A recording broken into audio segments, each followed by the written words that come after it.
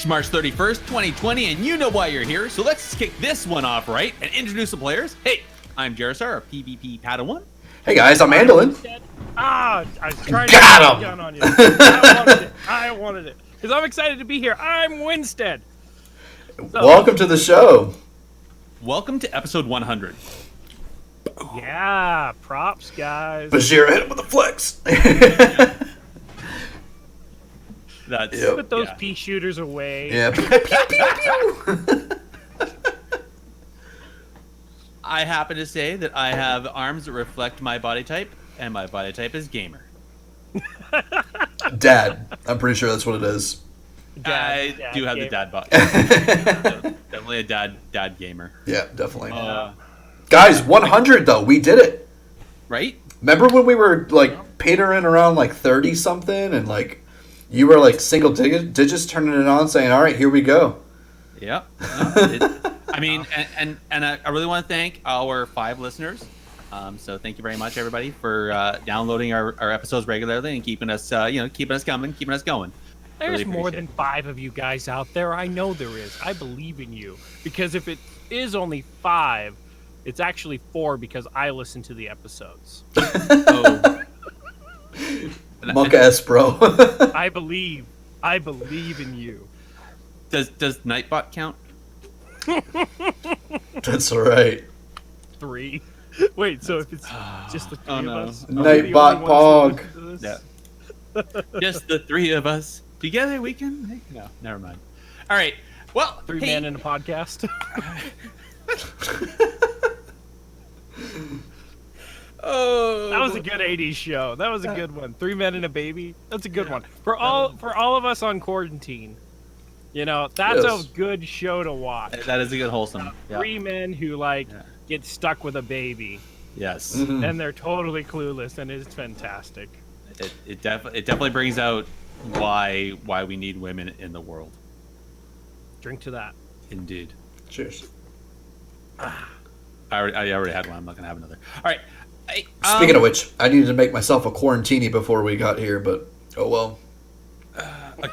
What's a Quarantini? What's a It's quarantini? whatever you got left.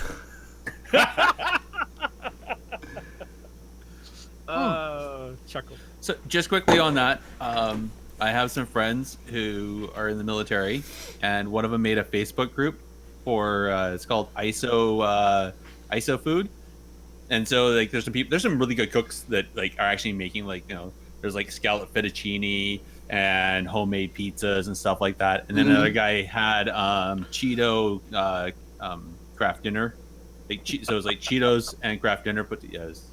Nice. Yeah, and then It's the another most one Canadian thing I've ever heard.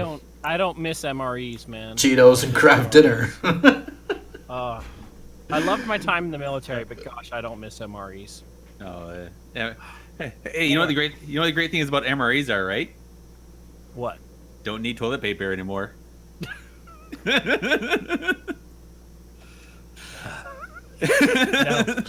No. I don't want to go back. Funny because Don't it's send true. me back. All right, so instead of talking about what we've been up to back in our past lives or Windstead, why don't we start telling everybody what we've been up to since our last show? And I want to start with you, buddy. Yeah, come on. What have you been up to? Okay, so the buff that has come out called Yes. the Winds of Wisdom. Yeah. Okay. Winds of Windstead? No, that's Winds of something Windstead, different. man. Oh, Winds of- sorry. Straight No, up 100% XP bonus. Yep. So I've been on a mad leveling spree, and in a matter of I have to. 2 days, so I would say about 15 hours of game time. Okay, 15 hours of game time over one weekend. I went from level 32 to level 120 on my warrior. In how many days? 15 hours of played time. Ooh. Oh my gosh. 15 hours. I don't know if I beat you or not. Yeah, no, it's insane right now. There are some pretty neat tricks to leveling and the whole syncing system. So you whispered me about one of them. Yes. What? So currently, right now, when you get to Draenor, just Yeah. use the treasures to level Okay. and save the bonus objectives. Okay, save Okay. those. Because Wait, you meant Mist of Pandaria treasures, right? No. Well, treasures and Warlords of Draenor both have treasures. Okay, so Yeah. you can level purely But off I'm treasures. wondering- But in Warlords of Draenor, But they you have said- bonus objectives. Yes, but you said Wow. level through Draenor with treasures. That's why I was like, why would you Yes. level through it and then save the bonus objectives? Wait, are you leveling past Draenor and then coming back? Yes, because Okay. you see, when you are 110-ish, Sure. those objectives are still available for you. Mm-hmm. And so what you do is and even if you wait till you're 111, 112, because you can still grab treasures up till like 111. When you hit 111, the treasures aren't worth it anymore. They just Okay. the XP bonus drops.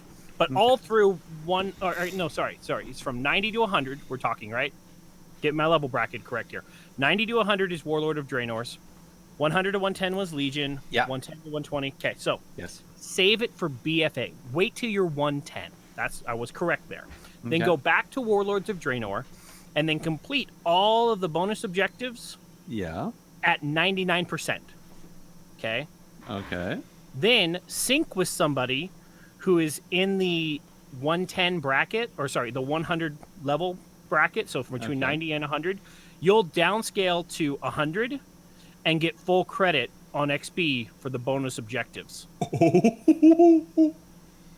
And so That must be huge. It only took me. I mean, like, so the Legion. It was as fast as leveling a Legion level bonus objectives, Yeah. like at the 110 to 120 bracket. You were just Holy. getting, especially if you had your looms, if you had all that bonus XP that you can get, plus the little 20% elixir that you buy from your place. I was getting like 290 bonus XP per event. Okay. And so I went from like 110 to 115 in like no time. And I think I capped all of my stuff just with the Draenor bonus objectives. Wow. And it only took me a couple hours because when you're 110, you're so overpowered for that level. You just smash through everything. You just got to be careful not to accidentally cap one of the objectives. Because if you do, then you get, not cool XP level. But that's the trick. That's the trick. And it's fantastic because the faster you can get to 120, the better. Even if you're not doing the BFA content. Well, that's if you want to just do endgame content. I mean, if you want to be a person that levels and enjoys the path. Who enjoys leveling? There's people out there that enjoy leveling, dude. Don't be a level snob. Don't be a leveling snob. All I know is that I am 2 characters and roughly I'm about 80 levels between my 2 characters before I have all 12 classes capped. Alliance side. Alliance side. Okay. So And what's then I'll the have 11 Horde. Okay. So what's your next objective after you get all 12 level caps on the alliance Well, side? now we play the game. After I get all 12 capped on Alliance side, I will go back to playing Classic and enjoying the game again. That seems so contradictory. What a waste. What did you say, Andalyn? I said, well, now we play the game, right? Harkening back to the Make Love Not Warcraft. Right? Yeah. Speaking of which, Andalyn, what have you been up to? Dude, I've been doing the same type of thing. So on Friday, I made a hunter, and last night I dinged 120, and as of right now, I am 430 item level. Holy, so was that you started off with Benthic and then just went from there, or Nope. What I did is I just used the world quests and some of the different crafted gear to be able to get myself a nice like 320 something. okay? It was just rounded. I bought like item level like 400 pieces.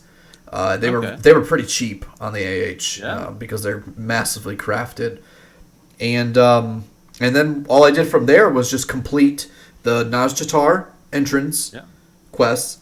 I did 8.3 intro to get my legendary cloak.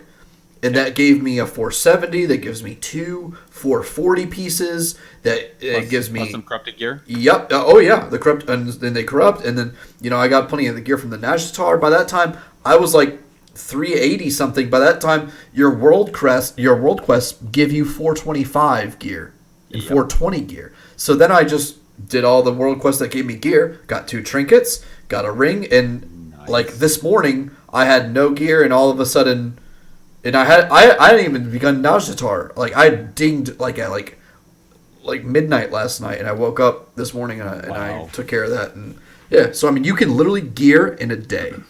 You can fully gear in a day. Okay, so quick question then. Between both of you guys, since you guys have been doing this leveling and getting to 120, how are you finding that new essence system that just got? Are you guys getting enough of the memories to actually buy some essences? So then I haven't been trying. I literally capped my warrior and then moved directly to my warlock. Okay. Gotcha. Handling? Because you actually have to do 120 level stuff to get the. I've done like 2 Mythic Plus today. I did like a +2 and a +5. So. Bring on the hunters. Belluar was saying that it takes about a week to get an essence. No, absolutely not. Absolutely not. It takes 500 echoes, which you get echoes from doing virtually everything. So, I mean, on my hunter that I started doing stuff today, who was 120 less than 24 hours ago, already has like 400. Okay. So and it costs 500. So, you get them really quick. I think the 500 to take 1 week to get 500 was if somebody wants to be like super cash. Yeah. Right. Yeah. So, super casual. Yeah, you're only playing a few times a week. Yeah. Yeah. If I do like one mythic a week and maybe do an LFR and your emissary quests. Yeah. Yeah. Yeah. I might get that then. Mm-hmm. So. Okay. All right. Cool. Yeah. Cool. Oh, yeah. Sorry. I've been up to one other thing. So. Okay. One of the things that I got in touch with some of the old boys from the past couple guilds that I've been hearkening back to the War Horses days and the Blood, Sweat, and Tears, when just some old guilds that I was a part of, and I'm going to be helping out, and I've joined forces with a guild on Tichondria's Horde called GOA, Guardians of the Alliance, Guardians of Azeroth.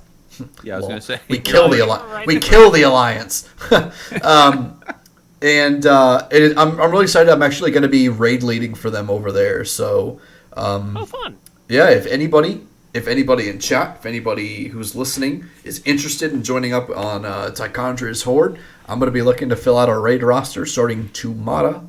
So, let me know. Hit your boy up. So. All right. You don't have to wait until the end of the show to hear our contact information. So. All right. That sounds awesome. Hey, me, mo. What have I been up to? I've been struggling. So, I know Windstead, you helped me out a few times there with your warrior. We got my shaman a few levels. And I got my I got my Windwalker monk up to 120. And then I looked at my Windwalker monk and I was faced with all right, now I need to gear this monk. Now I need to get all these essences. Now I need to do all these other things.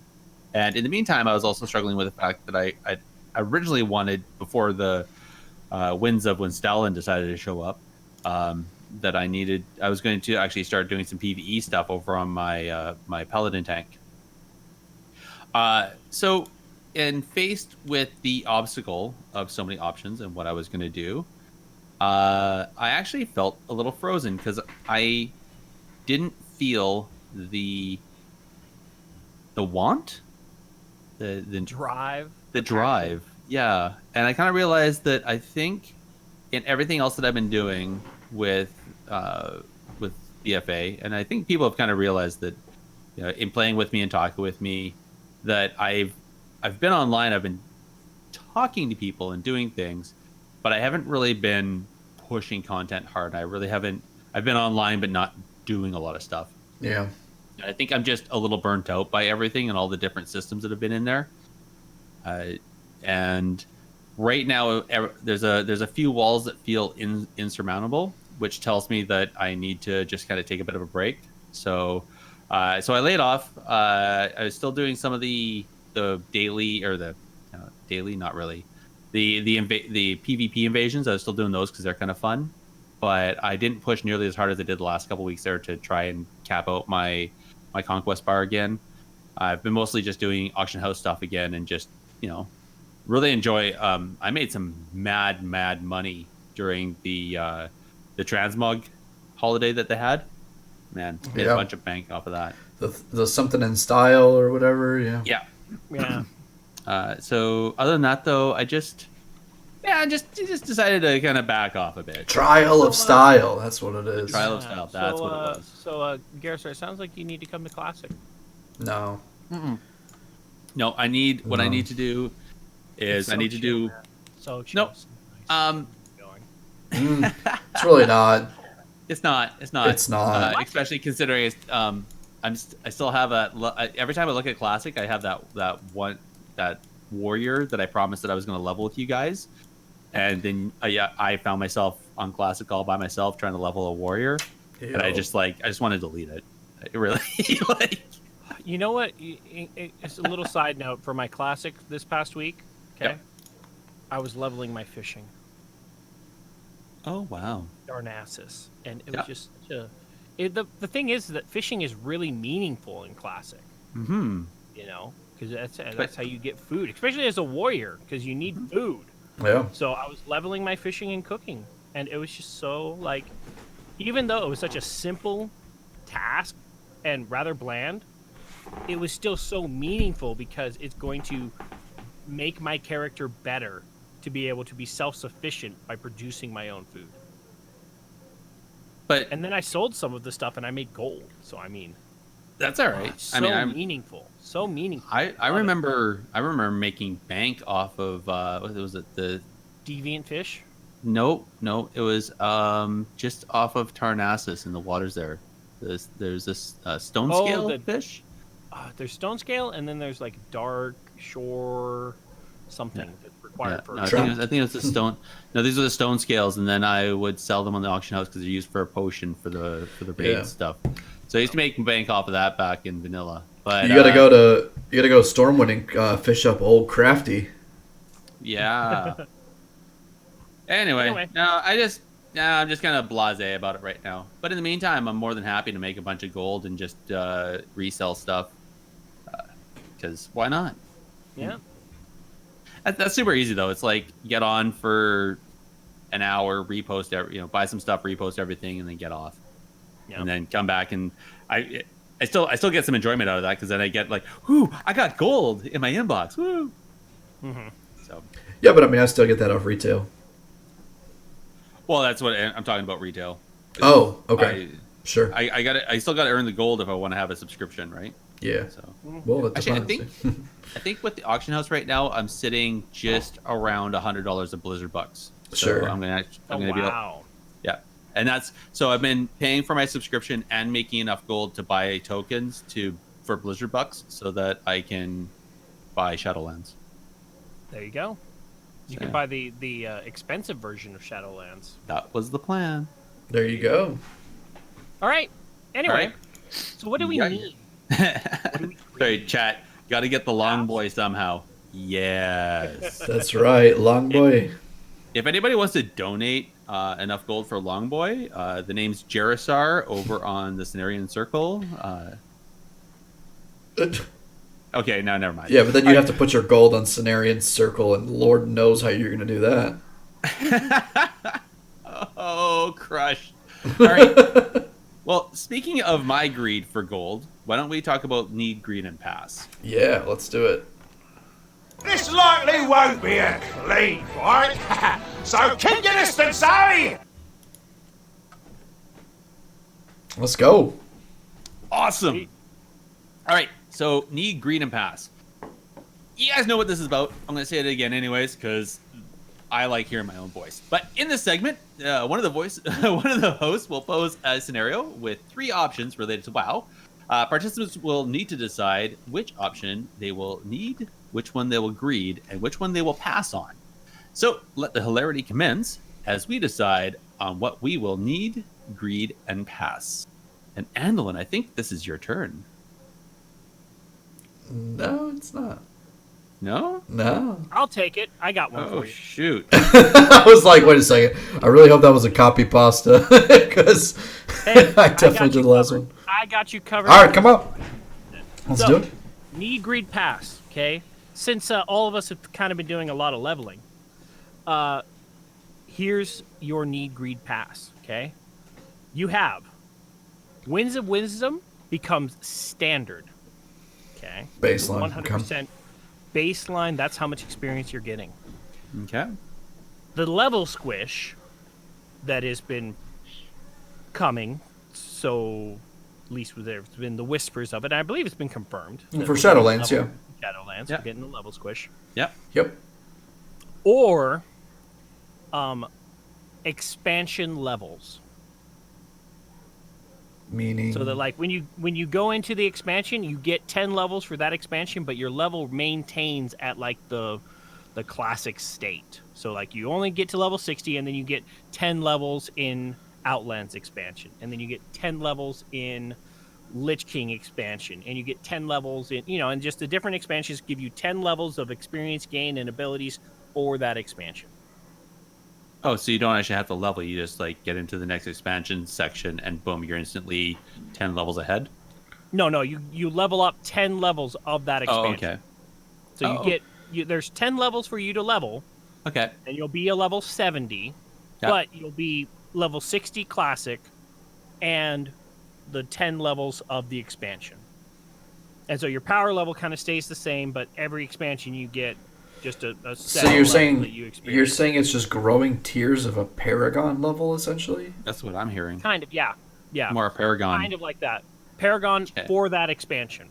Oh. And 10 Paragon levels for that expansion. Okay. So keeping the winds of wisdom Baseline. permanent baseline.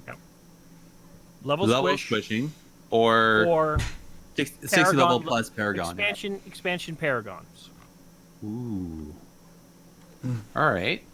But we're already getting the squish to level 60. Like that's But actually coming. What would you want? What would you want?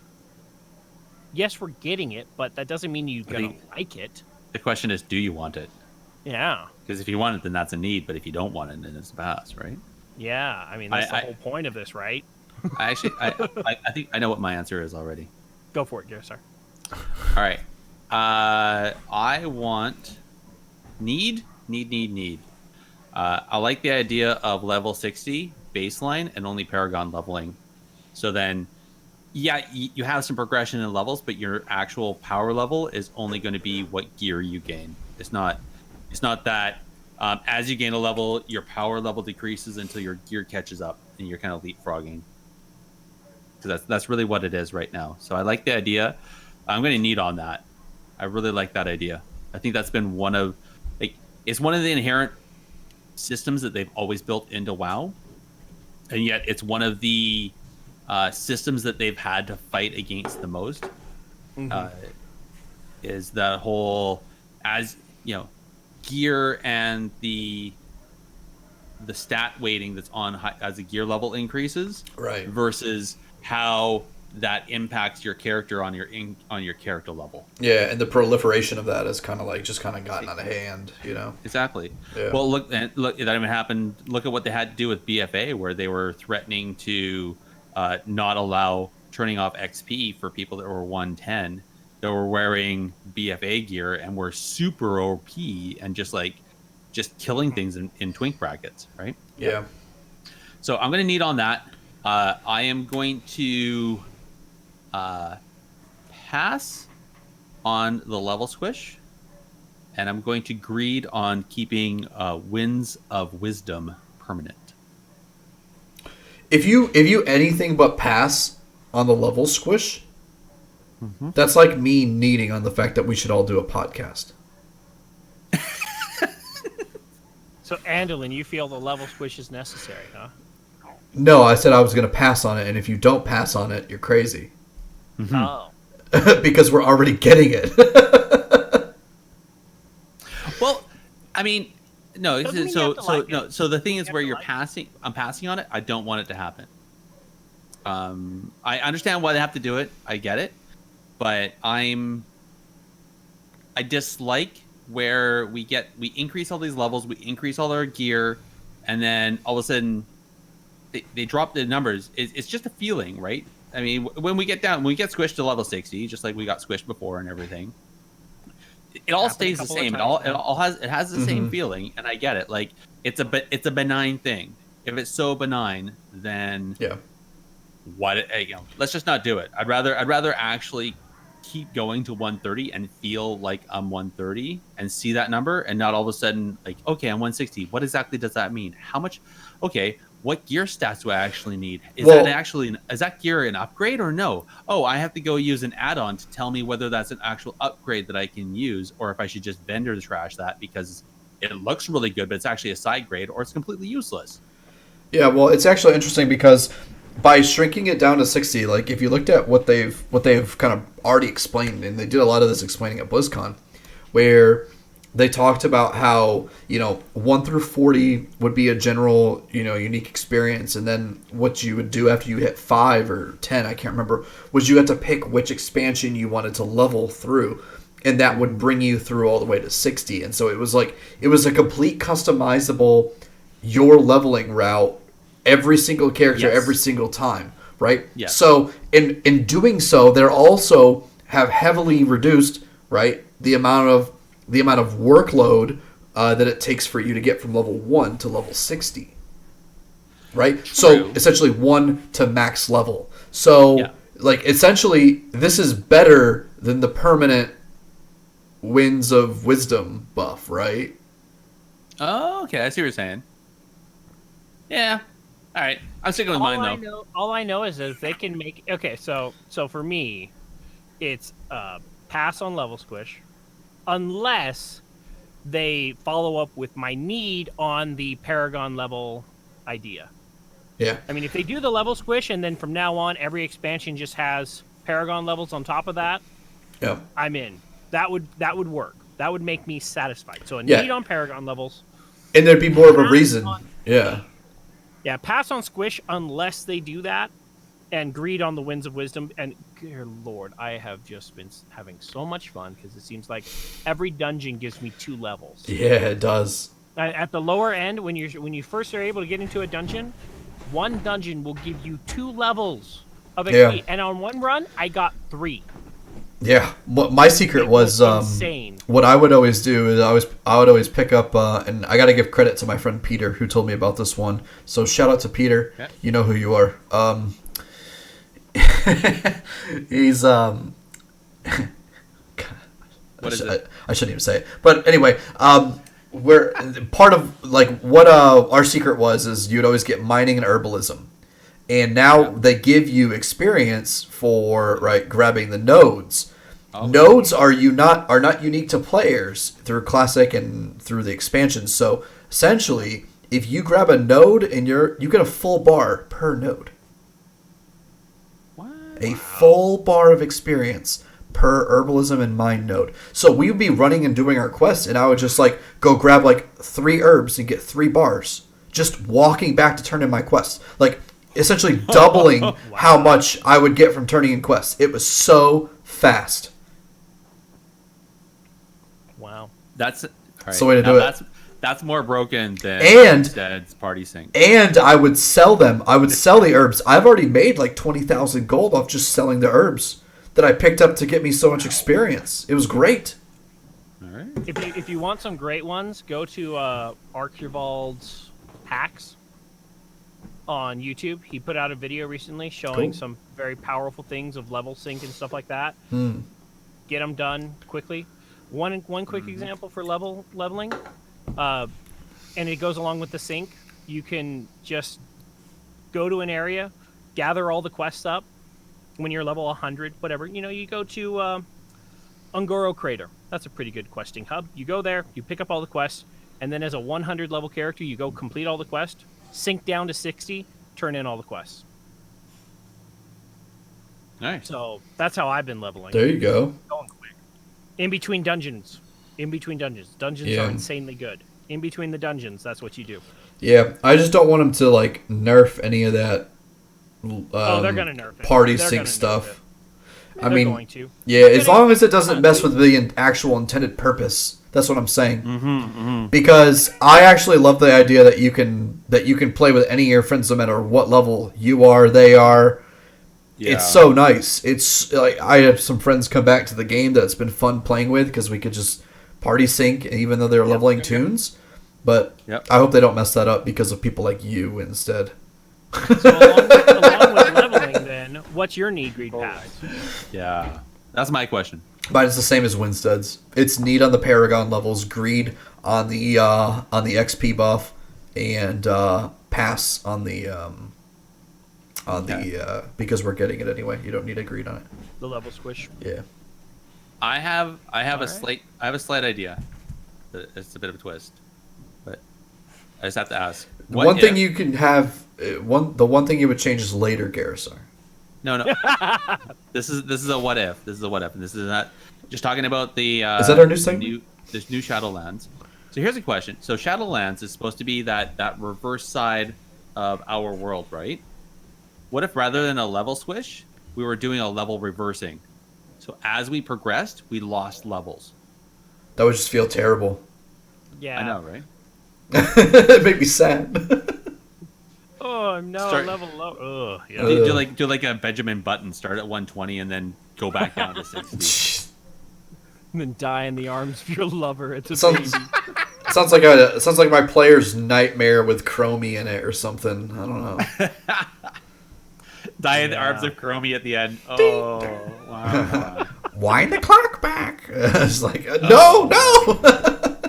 All right. Well, let's get this ball rolling. Let's move on to the news.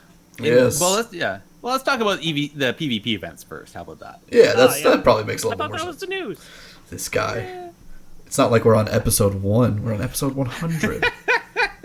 This isn't 1.0. What? Get in there We're and going back. fight! Stop hiding! Let's get into the Chromie strikes news. again. You even said the news. Oh, dang it. Come on, man. Winston, I blame you, dude. Let's get into the events. So, Let's get into it. Yeah, okay, you got it. No, you do it. Okay. Dalaran Gaming hosting his 5v5 1v1s. So if you're interested in doing anything like that, want to catch that action, check him out. They're doing it Pokemon style, right?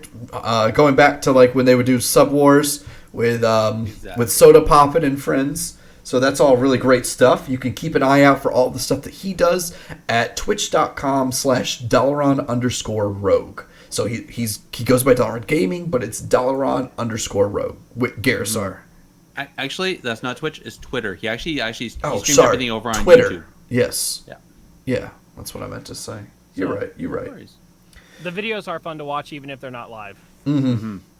Yeah. So, Cool. If you want to check out the after VODs, I mean, he does a great job commentating on them, right? Mm-hmm. So Yeah. So then we have the XP Off 39 Twink tournament happening. Date to be determined. I imagine with all the things happening in this world that, that could be interesting. I imagine it would free up more time for the tournament. So. I'm hoping so. Although I think they're still looking for some more players because they're waiting for people to go over to the xpoff.com and sign up on their forums. So I'd say if you have a level 39 Twink and you want to be part of this tournament, go check out the xpoff.com website and sign up over there. Or take like 30 minutes of your time and, just level to 39 because it's so easy right now. I would say it's a little bit different because we're talking Twinks here. So just having a level 39 Well, you just got to count. make sure that you don't accidentally level to 40 just by exploration experience. Well, Gosh, when you're 39, you just type /XPO. Like, Yeah. yeah. I thought you had to go to the guy to get that turned off. No, type /XPO forehead. What? Yeah, I think Okay, cool. I think you have. It's you To can turn it on, off. you have to go back to the guy. Okay. Yeah. All right. But I mean, we're talking about Twinks here. Like you're gonna have to go and run a bunch of stuff and spend thousands of gold on some BOE gear to get the best in slot for if you want to actually compete. Exactly. Sorry, if you want to be competitive. Right. Chances are you're quarantined. You got the time. Probably. But you have the gold. Yes. All right. I want to talk about this one. I talked about it last time. I want to highlight it again. Yes. Desmond Fisto and his autism awareness campaign starting all throughout April. So starting tomorrow, going all the way through. He put up a wonderful post over on the different Reddits. So I think it's over on /rwow/rworld of PvP, and I think it's on another one I don't remember. He has stuff throughout the whole thing. I'm doing a call out. Warriors out there. If you are a warrior, he wants to do a 40v40 Alliance versus Horde on the 12th of April. And he's actually having a hard time. There's less Alliance warriors than he was hoping that have signed up. So if you are not surprised, Horde Alliance, go sign up. Pardon me? I'm not surprised. The Horde is better at mobilizing. Oh yeah, I'll give that. Shoot, I need a mug. Change my mind. Yes. Zing zing. Yes. Well, I'll say this: if you have a warrior and you want to be part of it, go for it. If you have an Alliance warrior, you're even more welcome because they really need Alliance warriors. Otherwise, it's going to be like 20v60, and that's just not fun. You mean it's going to be like normal PvP? Exactly. Normal world PvP. Yeah. So, if you want to find out more, last week we linked his Google Doc. This week, I'm linking the Reddit /rw/world of PvP that he's put up. Absolutely amazing. And if I'm not mistaken, he also just got a bunch of 90-day game time as prizes to give away from Blizzard. That's on top awesome. Of everything else he has. Cool. Really cool. Yes. Well, maybe I need to go ahead and gear my warrior. I'll race That'd you. be awesome. Ooh. We'll have to see. All right. Was that a forfeit? I just had to ask. Well, I mean, Gerissar has a warrior. I have a warrior. If we both sign up, I mean, that's 2 more warriors. Indeed. Yeah, but I got to play Alliance, but I'll play Alliance to beat you in a race. Who gears faster? All right. Blizzard esports. So we talked about that last time. Starting the 11th is going to be the first EU Asia MDI Cup. Following weekend is going to be the America Cup. Then the next 2 weeks following is going to be again Asia and then America. And then the last EU America Cups are going to be the 9th and the 16th for EU and America respectively. Of May. Thank you. And following that, we start into the AWC with Cup 1 and of EU and NA being the 22nd and the 23rd of May respectively. And I think it's going to be the next couple weekends after that.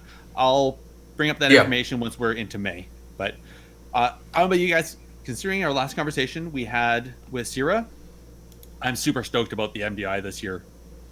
Yeah, did you see how many teams are signed up? No. I haven't. It's insane. The last time I looked, which was like 2 weeks ago, or not 2 weeks ago, like a week ago, it was like 398 teams. Let me see. Wait. Battlefy.com. Yeah. Yeah. Battlefy.com. Mythic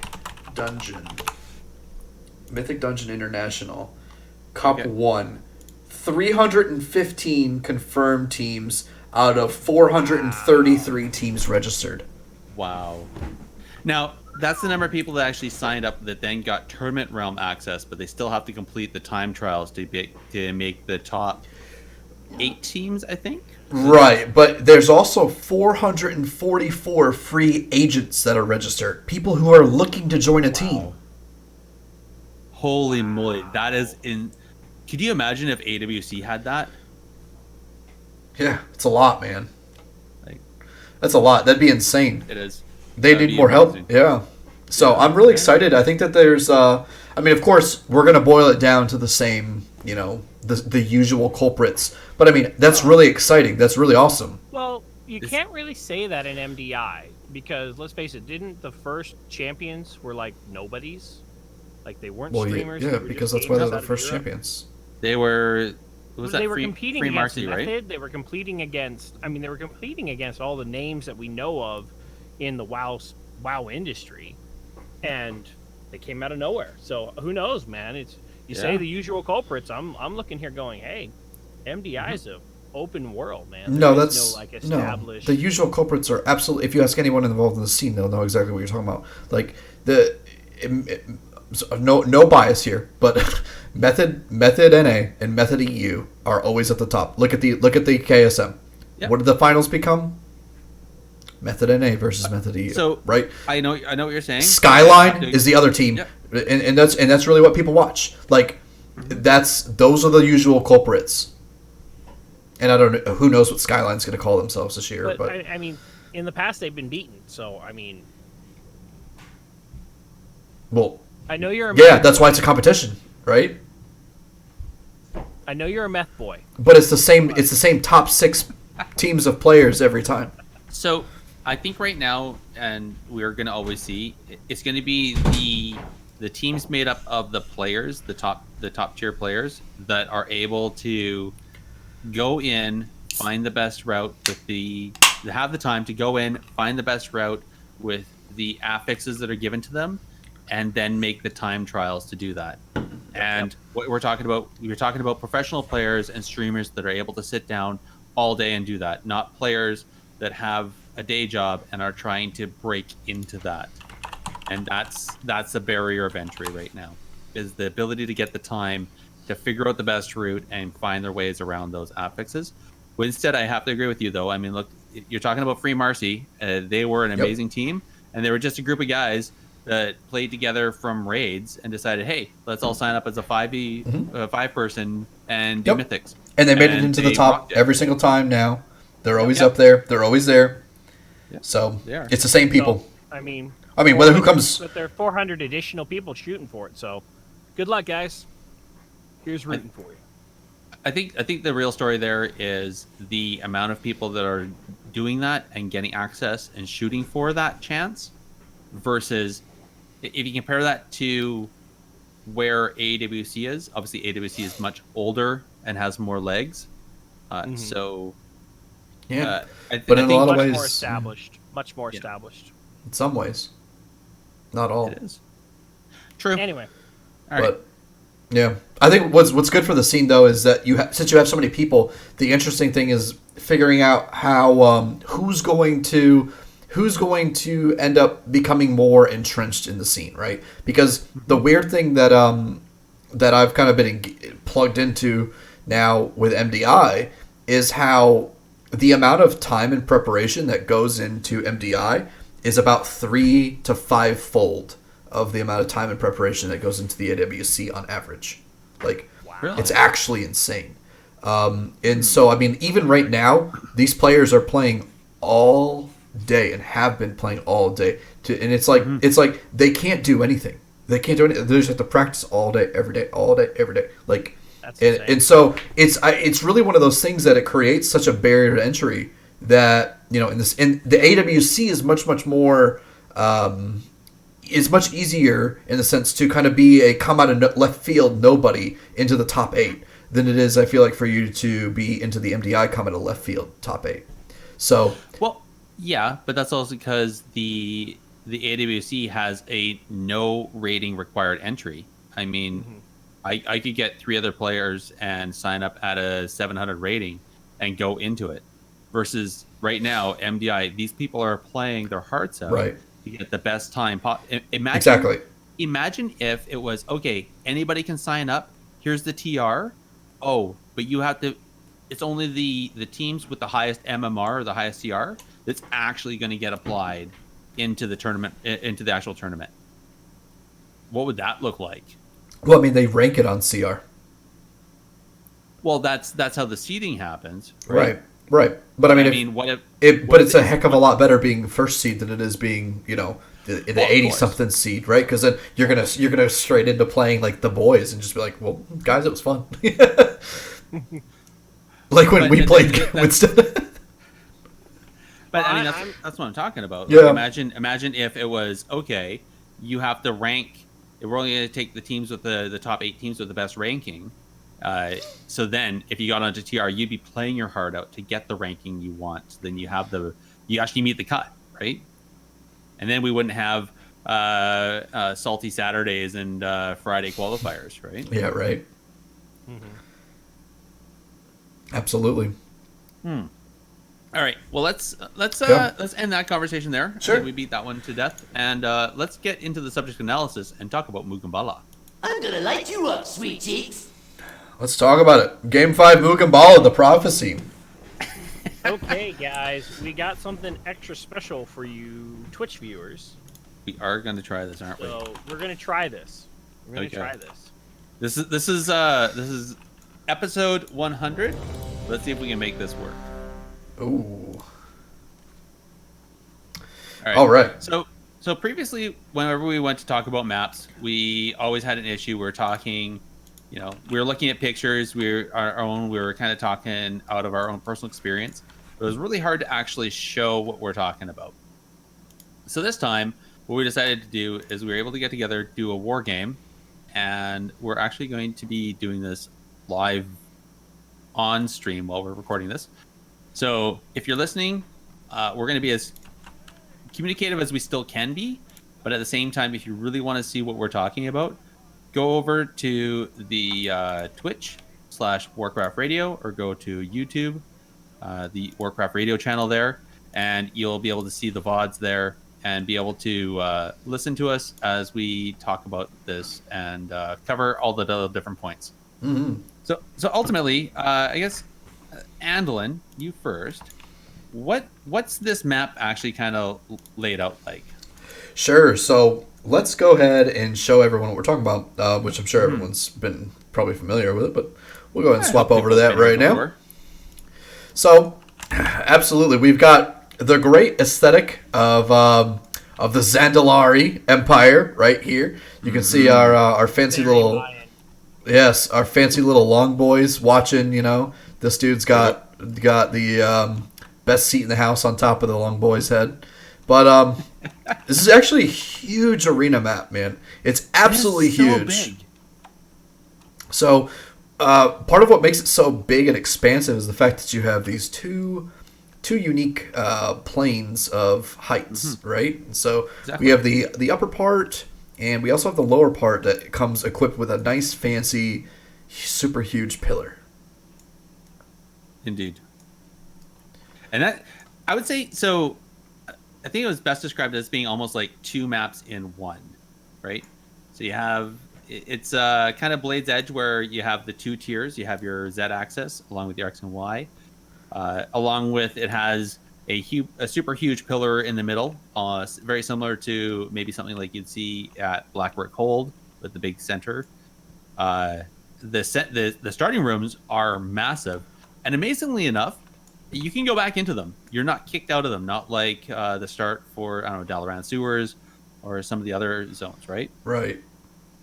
Yeah, absolutely.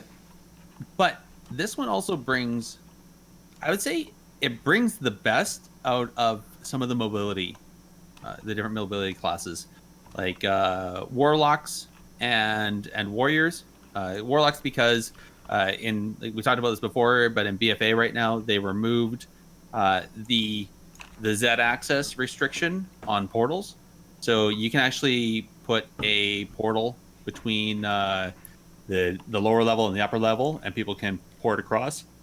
And I think if you want to show up here, I see Windstead is actually showing off how a warrior can heroic leap from bottom level up to upper level, and also how a monk can use the port between levels, the transcendence. Right, but to port between each. What makes the monk so powerful here is, Windstead, if you'll take that monk and go ahead and put the transcendence like over here by where I am. So we're going to be going over by the stairs, but on the outside perimeter of the map for the transcendence. So I'm going to be putting it right kind of behind the stairwell. There's a little barricade that you can have right on each side. So I'll be dropping that transcendence right there. Okay. Yeah. And of course, normally, like when you come into the starting room, what you'll find is monks will often put their transcendence down here, so that when they go up around to the top level, they can always dip into immediate cover by just simply transcendencing through that across. is a nice trick that right from the start point. Exactly. Inside that, if you get into that engagement. Yeah, it gives you lots of separation. Let's see. I'm gonna squish into this corner as much as I can and drop my transcendent there, and then I'll see how far away I can get from it. So I went into the starting area, and then I pushed myself as close to the upper pillar, the upper level as I could. Yep. And when my cooldown's done, we'll be able to see about that. But on my warrior, Andally, if I could come over here to get you to view my warrior for a second. So in the center of the map, in between the stairwells and the pillar, there's this little dark square, dark set of bricks right there in the middle. If you stand there, you can actually heroic leap all the way up onto the second level. And so that's a great escape if you're finding yourself in a little bit of trouble. Or if you want to psych them out, you do a quick jump down. Yeah. Then they'll chase, and then you just heroic leap back up to the top. Indeed. Or if you're trying to chase after, I don't know, a monk. A monk who's transcending. Yep. Then you can also do that. Okay, so transcendent. Okay, so I am able, for the monk at least, with getting my transcendence portals set up, I am able to stand at about the inner barricade, the inner rampart of the stairwell. So if you have the 4 rampart barricades, you can get to the second one in from whatever side you start. And so if I'm pushing into the 3rd area, I can do a quick roll back, and then boom, gone. Oh, wow. That's it. So I can see where there's a lot of players who play, I don't know, let's say the less mobile melee, like myself right now. I'm logged in on my Death Knight. That would be extremely annoying to me, especially if I'm stuck in combat and I can't find a way to I don't know, get mounted up and be able to chase you down. Like you're gone halfway around so I would almost have you dead, and then boom, you're gone. You're able to heal yourself back up, and then we're back to where we were. I don't know, however long ago. You'll be in a much better place with the warrior trying to leap up and down on these ramparts and things, because your grip will still be able to reach. But with the heroic leap, we got. I mean, you can really. I mean, Andalyn, can you see my character? I'm over here on the stairwell, and I can just about, let's see, right there. Boom. Yeah. And now I'm back behind a pillar on the complete opposite side where, if I'm teamed up with a healer, I could start, or if I'm teamed up with a mage, I can start eating and drinking right here. Boom. Yeah. So let's talk about that quickly. You just pointed out some of the line of sights. So on the upper level, at the top of the stairs, there's 2 pillars on either side of the stairs, which allow for line of sight. But the other one I kind of noticed is interesting is the upper level actually balconies over top. So there's actually a little shelter underneath where you can actually get line of sight by hiding underneath it. So if there's a caster up top shooting down at you, you could probably get underneath, and then that would force them to drop down. And see if you can shoot it. See if you can shoot me with a spell right now. Go for the warrior. I'm under that lip. Oh, whoops! Nope. I fell. You fell down. I can't. But I'm hiding in this corner area. He's up top, and he. No, it is just enough that nothing working. Can't do it. Can't do it. Nope. Okay, I'm gonna start creeping out. Okay. And trying. Keep trying. Oh, there you go. Boom. Okay.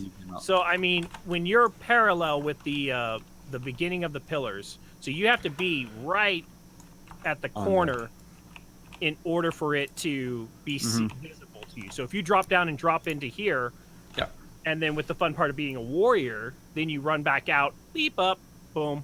Yeah, if you want to. Oh yeah, and I would have dropped down trying to hit you, and it's like, oh wait. You drop down to get out of the line of sight here, and the second you see him coming off the edge, you just run out, leap back up. Yeah. So All right. So I think that's, and then I think if anybody wants to, they've probably seen it in tournaments. They've probably seen it in normal gameplay. But there's obviously the wide amount of room that you have around this huge pillar in the middle. Oh gosh. I mean, Yeah, no, this pillar is so much kiteability. Yeah.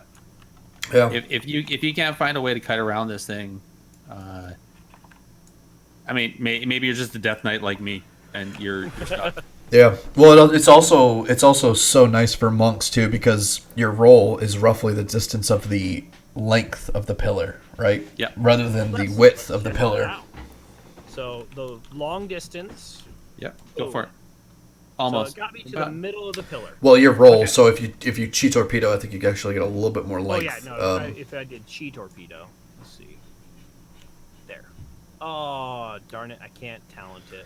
Yeah. No, you're in a game, silly. Yeah, but definitely 2 rolls would get you all the way across. 1 chi torpedo would get you all the way across. And I mean, it's very, very beneficial for healers. You know, all this extra space, because you're casting, you can reach out from one corner and reach the other corner. Yeah, or especially, or like if you look at where I am too. If I'm a warlock, right? I've got tons of space to be able to, like, the same way that Tolvaron has the caster corner. Like, this is going to be a lot of space where you're not gonna find a whole lot of LOS without having to cross a lot of distance and use a gap closer. That's true. So in that there's some. That's where it brings in that other side where you're almost like the Grand Arena idea, where there's a huge middle area to play around. Yeah, exactly. One thing we haven't talked about is the location of the sight crystals. So, though, in the nooks just outside of the initial start gates. Yeah. If you just turn to your left as you exit. Yeah. Well, if you exit, it depends which side. Yeah, it depends on which side. True. Yeah. So I would say the south side of the map. Turn south as you come out of the gates. Sure. Yep. And you will get the sight crystals. That's where they pop up. Area where Andally is talking about this nice open area where if you're a caster you could set yourself up, and it really is just the shape of a triangle. And I mean, over here you have the stairs. Thanks, Andally. Yeah, no problem, buddy.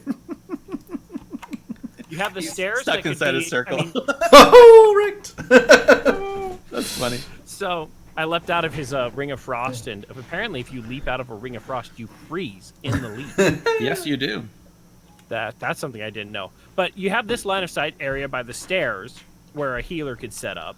You have your caster set up over in the corner, kind of where Andalin is.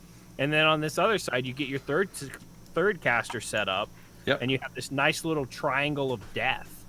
You do. You know, absolutely. No matter which one they're going to, the other 2 are covered. Yeah, so when you're just trying to stay at home in the quarantine, stay cozy, play your mage lock druid because you like 50-70% damp games, this is your go-to.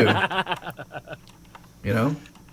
I would think anybody would be crazy if they're trying to cross into an open zone where you have 2 casters on either side of a mid pillar with a healer stuck out in the middle of the open.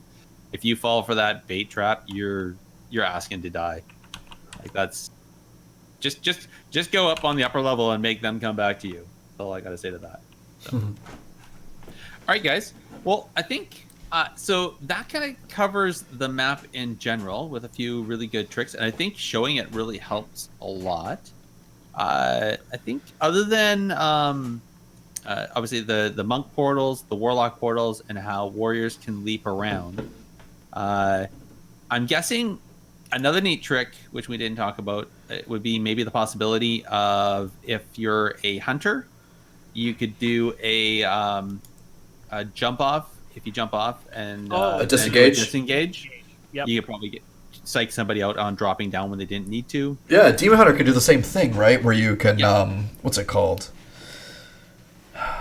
Well, it's just double jump. You can jump and glide back to... No, you don't glide back. No. You, Yeah, I know the one you're talking about. You jump up and then you the name escapes me. It's the rush. It's the rush. No. Demon Rush? Demon Rush? Or, no. It's the one where you bounce back.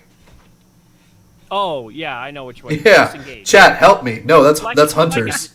Like Yeah, exactly. It's like disengage. Absolutely. Totally. All right. Chat, help me. Chat, Don't help him. Don't help him. He's beyond help. Yeah. He's beyond help. He's a dirty hunter now. He doesn't need. Chat, help me! Is it funny. Demon Hunter? He's gonna be searching it now. All right. Yeah, he's googling it. I'm trying to think Anyway, what else. so what other things? I mean, for me, I really Vengeful enjoy- Retreat. So a disengage. It's basically a disengage. It's not called Disengage, Pepeda. Nobody likes demon hunters. So right down low. So something yeah. about your strategies and things. This is the classic. Whenever there's elevation, priest mind control is just gold. Mm-hmm. Being able to not only and on top of that, we know that if we throw the person off the edge and then just tuck them right here in this corner, right under that lip, that not only did you pull them off the elevation, but now if they're a healer trying to heal, you just line of sighted them as well, and it's going to take them that extra little bit of time to try and get back in there in order to rejoin the fight. Mm-hmm. Exactly. So mind control always gold. I think in this kind of a map, especially when you're dealing with a lot of the movement classes, anything that reduces movement is definitely gold. Oh yeah. One thing we haven't, which is kind of a neat one, but right beside the stairs, because it actually creates line of sight, you can actually tuck in just beside the stairs and get yourself out of loss if you're being hit from above. And it should give you at least a nice little spot for a few seconds if you need your healer to give you a heal or two. But again, you're probably better off going a little bit further just under the balcony. Try it out real quick, Andally. Go up on the stairs and see if you can tag me. No, can't. I have to get right on the edge. Yep, nothing. So if you're in this corner, so if you're staring directly at the stairwell, careful, dude. This is not a geared character, and you can one-shot me. Come on, Ignite. Right. I'm taking a dot right now, and I might die. That Ignite, though. No, well, it's an Ignite and then a Frost Fever. Yep. All right, you ready? Okay, you ready to jump?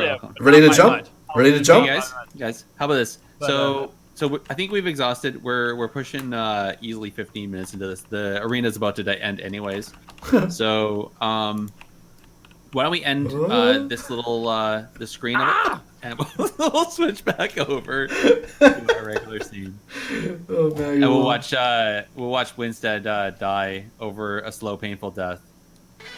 We'll see if I can escape. No, this is gonna be too painful. Too painful. We'll see if I can pull this off. Oh, got the charge. The grip. And I'm gone. Yep. Yeah, my All right. geared. Yep. Not like we haven't seen that before. Actually, to be completely fair, you have never seen it before because this is the very first time that we've ever done something like this. That's true. But it's not the first time we've seen Windstead die in arena. That's for sure. You guys That's have for seen sure. it. Yeah, But, I've been the one who brought it several times. The bringer of death. There we go. Congratulations, Gerissar. you killed the multi-boxer. I finally got my killing blow.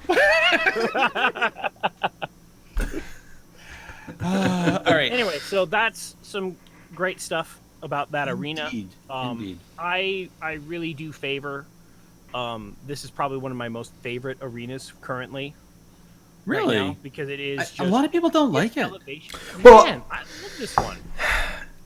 I think people don't like it because they don't understand it, right? And they don't. They just listen. They say, "Well, Sidu told me this map was bad, and so yeah, that map's bad," or something and it's this, and like we've been saying, this is bad for certain classes. If you are a low mobility class, this is not. Yeah, if you're a Ret Paladin, this is terrible. But that's true for all the other maps, right? If you're Tolvaron, if you're a Ret Paladin, that's a terrible map for you as well, right? If you're a caster and you're on, or if you're a monk on Hook Point, that's a terrible map for you as well, right? So, I mean, that's the whole point of why there are different maps, right? Mm-hmm. So it's very hard to confuse. It's very easy to confuse the idea of, well, this is a bad map, with the idea that, well, my class gets countered on this map. Mm-hmm. Yeah. No, or I can't counter somebody on this map. You know, those are not equatable. That's a bad class because I can't counter it. Exactly. Therefore, it must be an OP class and it needs to be nerfed. Yeah. Yeah, Yeah. no, Just look at Reddit. really You'll get plenty enjoy of that. I really enjoy utility classes on that Yeah. map. yes. You know, your shamans with their Absolutely. because there's so many choke points as well. Mm-hmm. You know, in between the stairwells, each one of those is a choke point that a lightning storm or a lightning totem will totally catch it. Cap Fire totem, away. you're talking Or about. cap totem. Yep, Yeah. the cap totem or grounding totem or the not the grounding totem, but man, it's been a long time since I've played shaman. Your Root- totems are the lacking. root totem Earth grab. grab everybody. Yes, Earth Grab Totem will grab people in those little choke points. You know, a mage with a Ring of Frost or a monk with a Ring of Peace.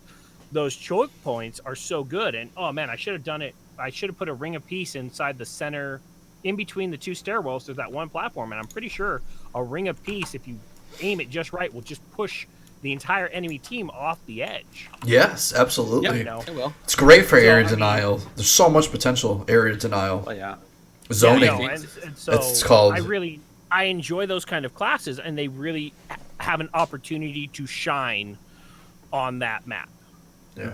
You know, with your knockbacks that you get from Elemental Shaman, from I think is it Holy or it's Disc Priest that has the you have the talent for it though the knockback that you get from that. Yep.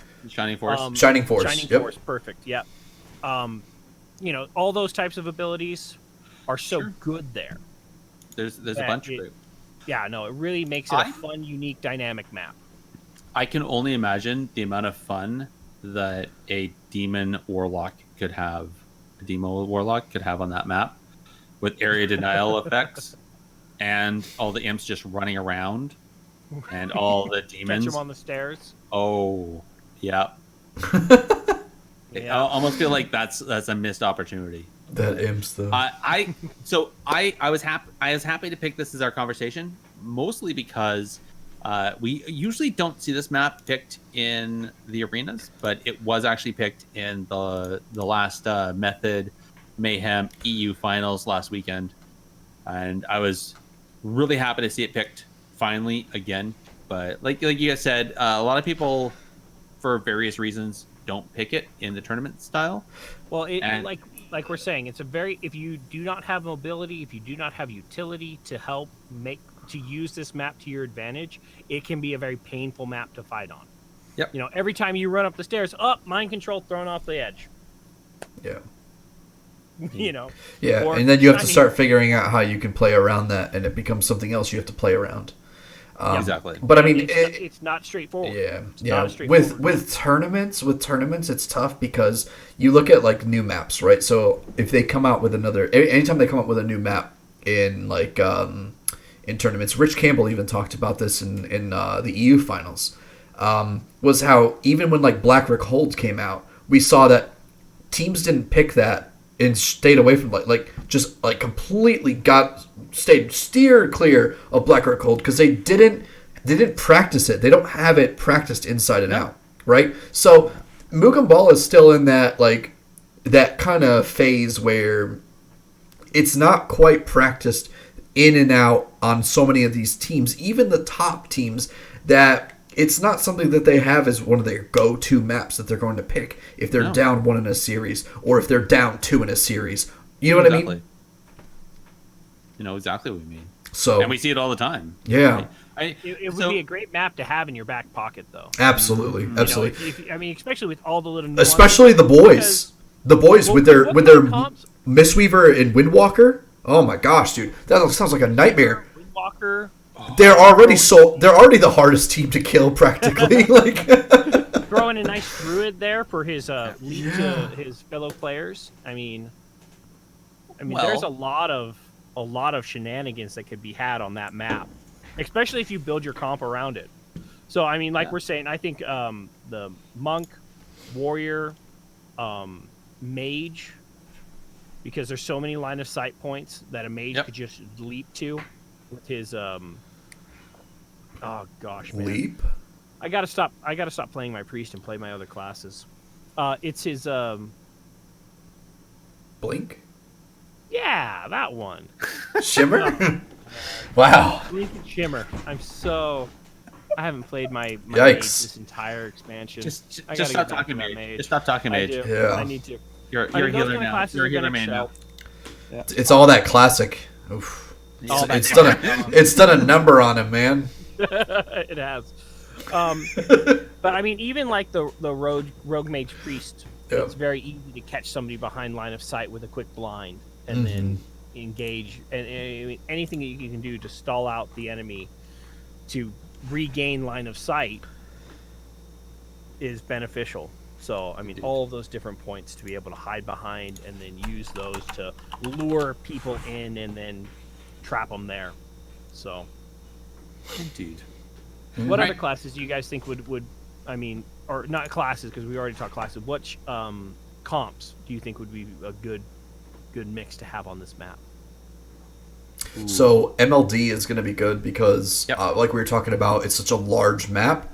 It gives you lots of space to open up, and especially has that large open spaces that are really nice for just a warlock to turret from, right?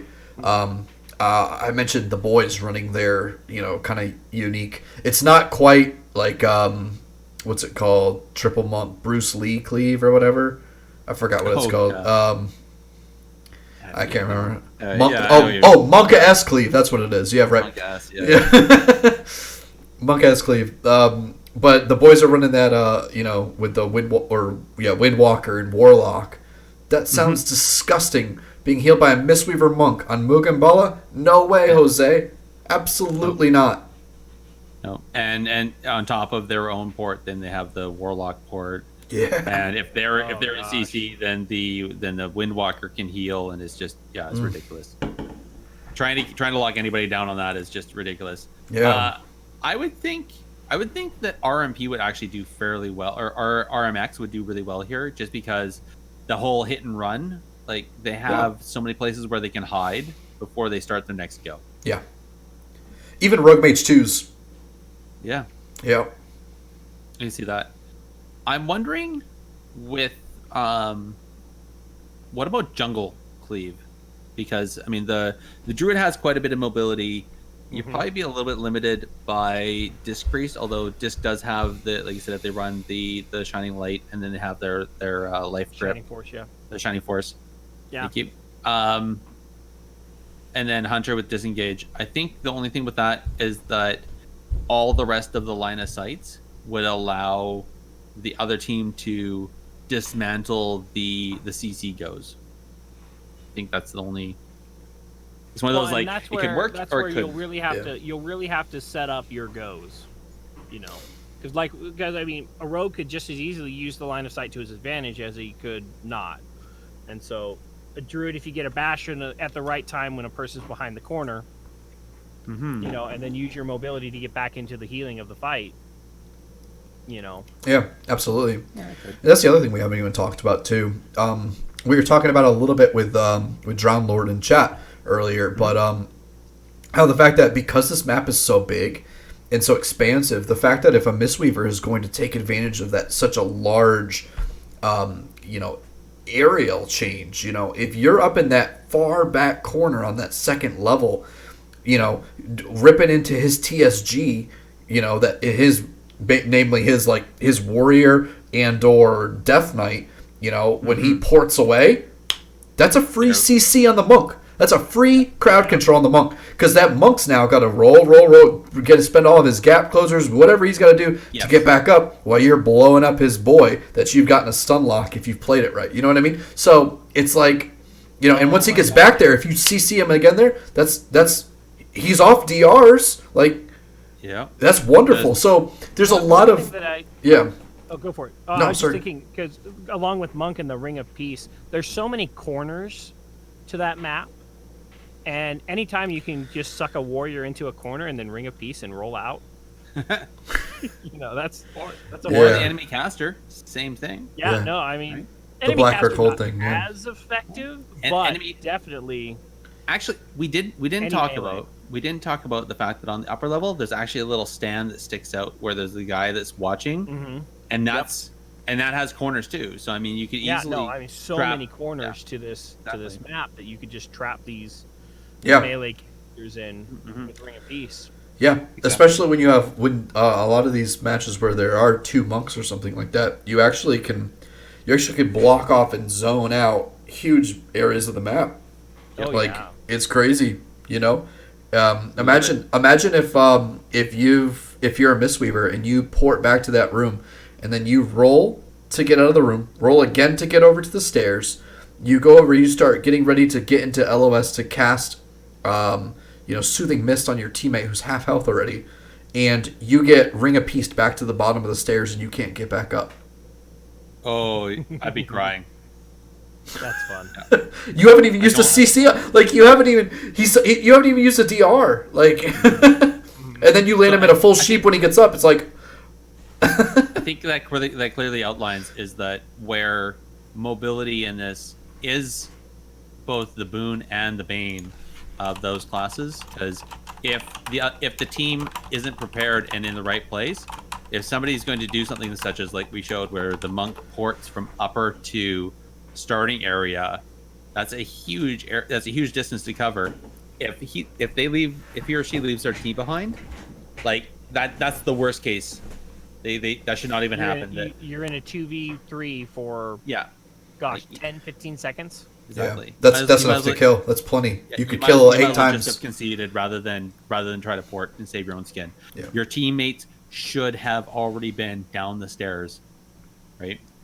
Yeah. So. Oh yeah.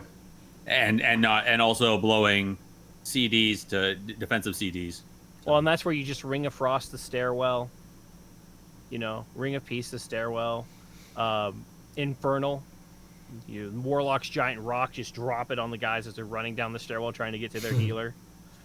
So many things you could do there that if you're just able to plan it out well. Mm-hmm. Absolutely. So I really do enjoy this map. It's one of my favorites.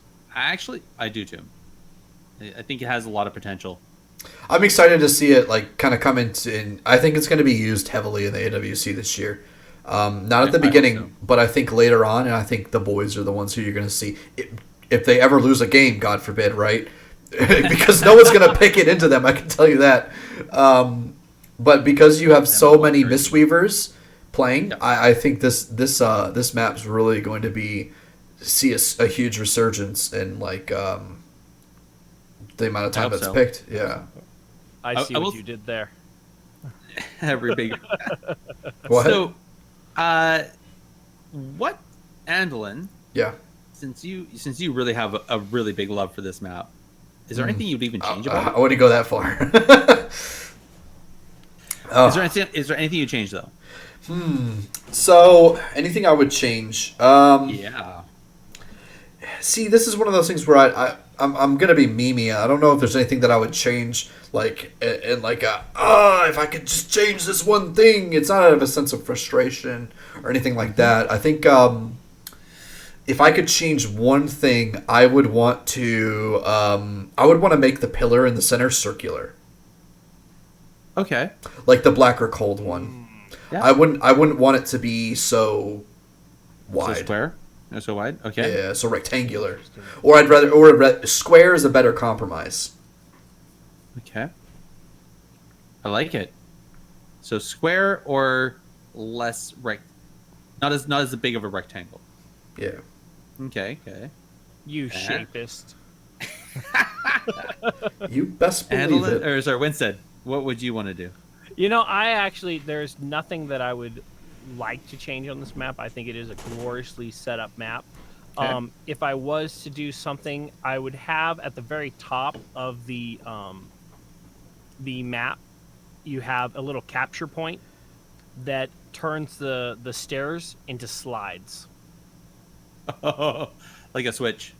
Yep, just a little switch that you have to be able to take 3 seconds to flip the switch, and then the stairs become slides. And so if you're trying to climb the stairs, your mobility is reduced by 50%, and if you're going down the stairs, your speed is increased by 100%. Oh, that's funny. I like it. Yeah, no, it's just something goofy that I go back to Indiana Jones when he's trying to get the skull head, and it's that very Mayan architecture. It's gorgeous. They did a great job designing it. Very much fits the theme of Zandalar, and just adding that little goofy thing to it, Yeah, it reminds me of make it a little bit more fun. It makes me think of chutes and ladders. Yeah, exactly. Yeah, that's what came into my mind immediately. I was like, All right. I would like the pillar to have either a tunnel through the middle of it, or have it like just a little, just big enough for a character. Little slot. Yeah. So you want it to be an arch. Sure. Okay. But actually, so you could try. So it's a short way through if you need to, but at the same time, totally get area denial. Imagine if a healer decided to go there to zip, but then an area denial, like a Ring of Peace, locks them in. So now they can only go around the far side. The far side. Gosh, at that rate, you'd just be better off just waiting for the Ring of Peace to go away.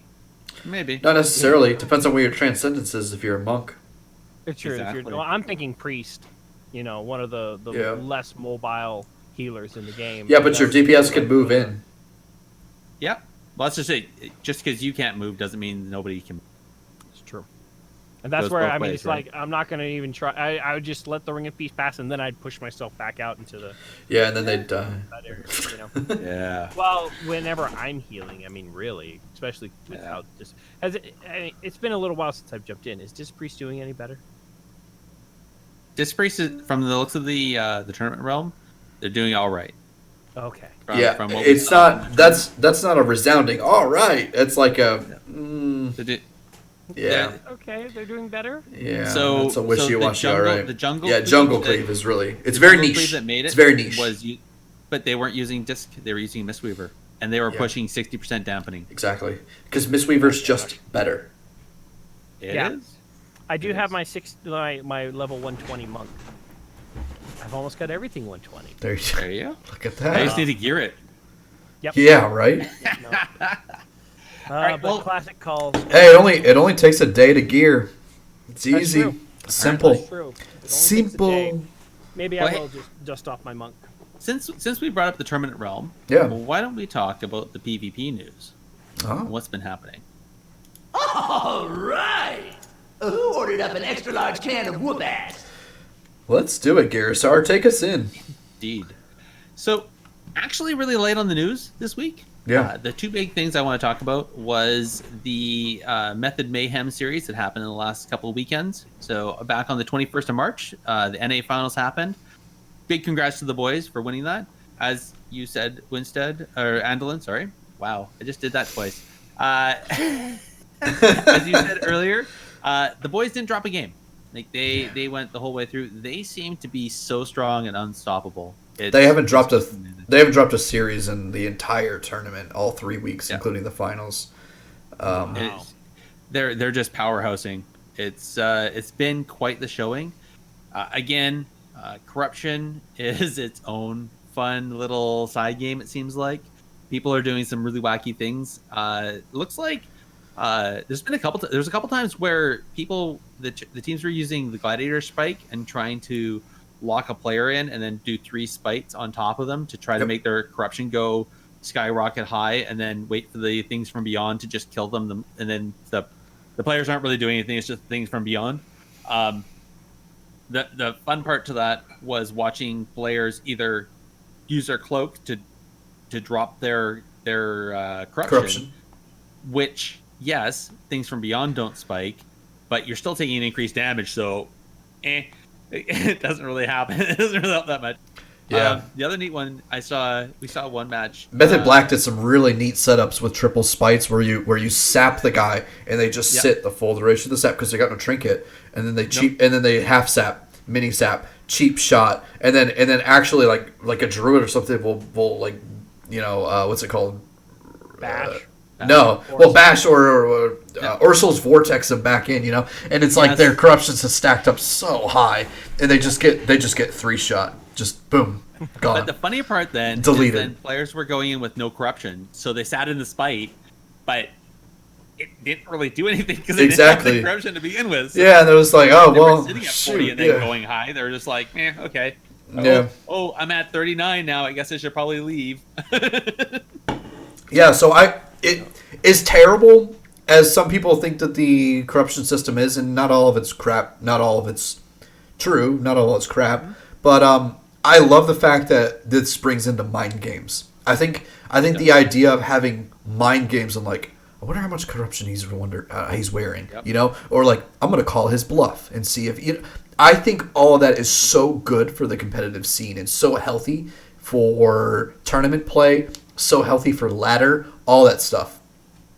Well, it sounds like it is in a way. I've been turned off by the corruption in PvP, but it sounds like people are starting to figure it out. Yeah, Venricky had a really good kind of dissection of how the corruption works, where you know you can kind of go for the more like RNG type of like big one shot kind of chance that you make it or you may not corruptions, or you can go for the more consistent like secondary stat buffing that are way more like reliable and happen you know, consistent. That's the word I'm looking for. He had a good kind of dissection of that. But I mean, that's the same thing with we have the same thing with essences. We have the same thing with some of the Azurite traits. We have the same thing with gearing, where you have the steady damage or you have the spiky damage. And this is just, I think this is just the same thing. It's just a bigger swing. Where, but I personally, there's some times where I get a little upset when I'm trying to watch the game and all of a sudden somebody just turns to mist and dies, and I didn't see an ability, I didn't see any CC chain, it was just all of a sudden woo, and they're dead, and that's a little annoying to me. Yeah, that was disappointing to me, but I guess now they're on the tournament realm. Oh, I love to see it. It was hilarious. It's even worse. So, oh, great. What was it? There's one team they were running like 600 corruption or something like that, with nothing but like every single piece had rank 3 gushing wounds on it or something. Yeah, it's literally Sid's favorite strategy now. Like he's trying, Supatiz is trying to convince teams like, guys, if you're gonna lose, don't spend 20 minutes losing into a dampening game. Like, have a 10% win chance and just run 600 corruption and just see if you can get an infinite stars proc to give you the game. Like, what have you got to lose? I think it was Joe Fernandez during the EU, which happened on last week. Was saying how he's like, well, then that's just teams that have acknowledged that they're just going to lose and they're just doing some random chance to try to win. Yeah, exactly. I mean, exactly. Okay, you have to win, but yeah. I mean, it's a numbers game at that point. Can it happen consistently enough that you could win a tournament? Yeah. So it's a mentality thing, absolutely. The fun part. So first and foremost, I want to do congrats to Wildcard Gaming for winning last weekend's tournament. They absolutely rocked it. Yeah. They as well. They seemed almost as unstoppable as the boys. I think there's a couple matches where it kind of got a little dicey, and then they just they found their stride, and it was they were gone. But during that, they went to a game 5 in one series. Yeah, they did. But in that tournament, there was 2 times when a Holy Priest came out, and that was because they were running huge corruption, and the Holy Priest has some some abilities to help counter the corruption effects, and that was interesting. I was gonna say a Holy Priest in ranked PvP in tournament PvP. That's impressive. It wasn't just once, and it wasn't just one team. Okay, I'll take it. Yeah. So if you guys want to check those out, swing over to. They were great games. Yeah. There were some amazing games. Go check it out over on the Method channel. I will say, just because of the whole they're always streaming thing, some of them are a little bit hard to find. So just let me know. I'll find them for you. Okay. Yeah. Just DM Andally and he'll help you out. Yeah. There you go. The other thing, and we talked about it briefly, but I want to point it out, is there's a hot fix recently. A bunch of stuff for PvE. I don't really care about it. The one thing that really kind of matters to us as PvPers is Blizzard lifted the restrictions on the spec-specific essences. So, if let's say your main character is a tank and they have the rank 3 of a tank essence, before you wouldn't be able to go and buy the rank 3 version of the DPS essence. Now you can.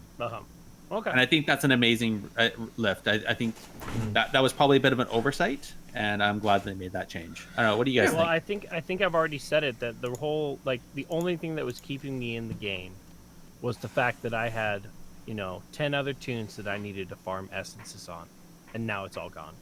I don't need to go back and do all those. I thought you weren't going to gear them. I'm being sarcastic. Oh, okay. Without the need to go into PvE to farm my essences on all those tunes, I just have no reason to play anymore. Am I on Twitter or technically PvP? It became What is that, Windstead. Yeah, right. Oh my goodness. Anyway. All right. Well, I think again, I think it's a good move.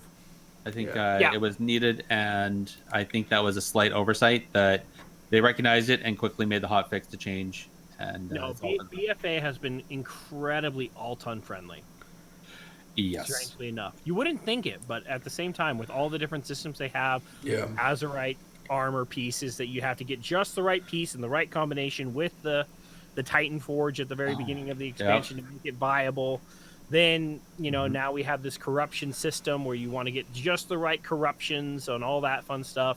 And then the essences, which were, fun to farm, but you farmed them. Yeah. Now I want it for But I this mean, other I'm not gonna lie. I like that. I'm a big fan of that, and frankly, I'm a big fan of alt unfriendly expansions because I'm the kind of player who likes to sink my time into one tune.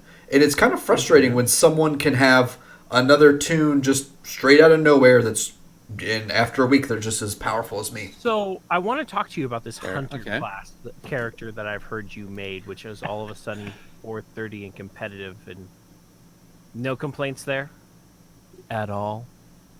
What do you mean? Well, your hunter's your alt, right? That you just brought up to 430 eye level in less than 24 hours after creating the dang thing.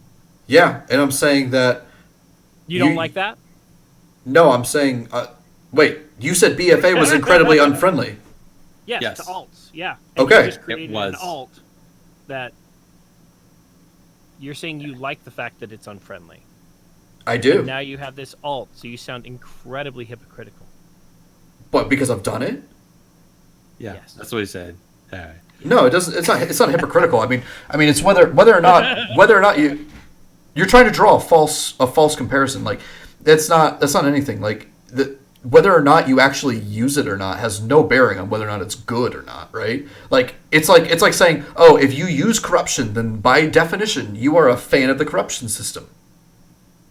Like Well, that's I just not love how you, that's you not a were false. bragging That's about it. Like, no, I wasn't bragging. I was drawing it to. I mean, maybe.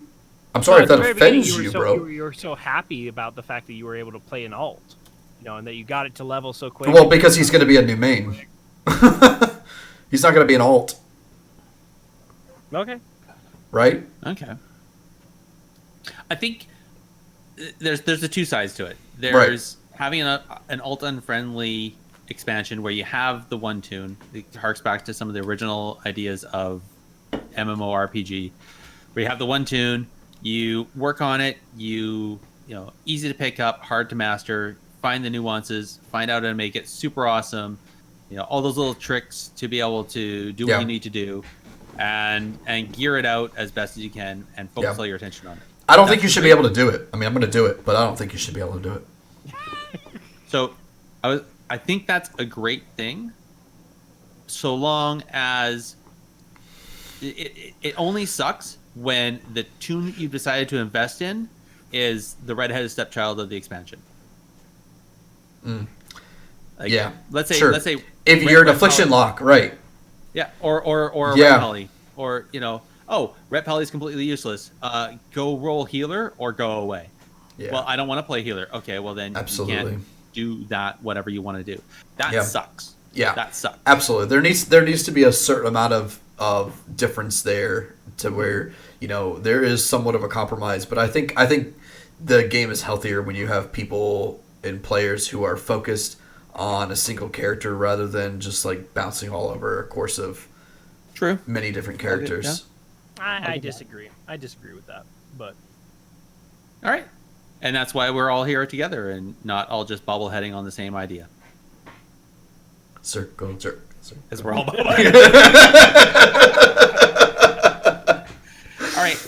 So instead of being bobbleheads, let's roll into our outro. And first and foremost, does anybody have any shout outs that they want to give? yes. All right. Who do you want to shout out there, Winstead? To all of our Patreons, and all the other people who support this channel through their generous contributions. Spasibo.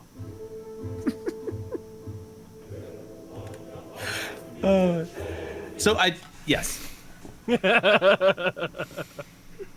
Thanks, Winstalin, and thank you for bringing back Windstead. I'm glad that you stopped trying to hack his camera from Kazakhstan. Yes. All right. Yes. Thanks for all the support to Warcraft Radio. I give my shout out to Peter. And my shout out to my the new guilds and everyone who's going to come play in the raid team for GOA. Let's go. Nice. And I want to thank everybody who decided to buy my overpriced transmog BOEs on the auction house and get me some more gold. There you go. Thank you very much. Hog you. All right. I need one of you guys to list off where people can listen to us, though, and where they can find us on the interwebs. The interwebs? The Interwebs? Sure. You can visit the Warcraft Radio website to find us and many other great shows at warcraftradio.com. You can also contact us directly with a tweet to @technically_PvP, or you can contact us through our email at technicallypvp, all one word, @gmail.com. Indeed.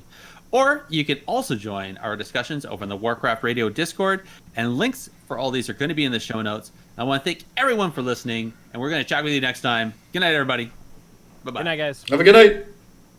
Bye.